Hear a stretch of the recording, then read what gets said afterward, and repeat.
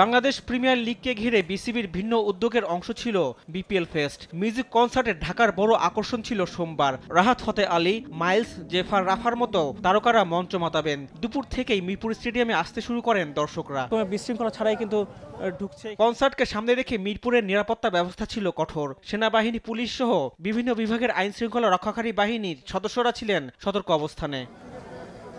অন্যান্য সময়ের মতো এবার বিশৃঙ্খলা দেখা যায়নি। আয়োজন নিয়ে দর্শকরা বেশ সন্তোষ প্রকাশ করেন। কনসার্ট দেখতে আসা দর্শকরা ঝামেলা ছাড়া প্রবেশ করতে পেরে খুশি। আসলে আজকে রাহাত ফাতে আলী খান তো এর আগে আসেনি কখনো বাংলাদেশে, ফার্স্ট টাইম আসছে, তো ওই উপলক্ষে আসলে আসা। প্রত্যেক মোড়ে মোড়ে আমাদের পুলিশ প্রশাসনটা সুন্দর করে আমাদের সিস্টেম করে একটা পথ করে দিচ্ছে। আমরা খুবই আনন্দিত, খুবই ভালো লাগছে। অবশ্যই জেমস আসার কথা ছিল, অসুস্থতার কারণে আসতে পারে, সেজন্য একটু খারাপ লাগতেছে, বাট যারা আসতেছে দেখেন খুব ভালো লাগে। আজকে যে সিকিউরিটিটা এত দুর্দান্ত করছে, অ্যাটলিস্ট মানিক মিয়া এভিনিউতে যেই ফ্রি কনসার্টটা হয়েছিল তার থেকে আই হোপ অনেক বেটার হবে এখানে। বিপিএল আয়োজনে ভিন্ন মাত্রা নিয়ে দর্শকরা বেশ উচ্ছ্বাস প্রকাশ করেন। জানান এমন আয়োজন ভবিষ্যতে দেখতে চান। পছন্দের তারকার গান সামনে থেকে শুনতে পারায় দর্শকরা বেশ আনন্দিত।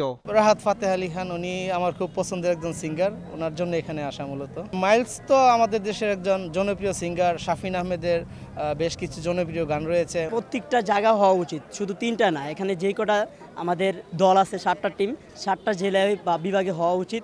সবাই এটা আয়োজনটা উপভোগ করা উচিত। ঢাকার বাইরে আগামী 25 ও 27 ডিসেম্বর সিলেট এবং চট্টগ্রামে আরও 2টি কনসার্টের আয়োজন করেছে বিসিবি। রিফাত আঞ্জুম, দেশ টিভি, ঢাকা।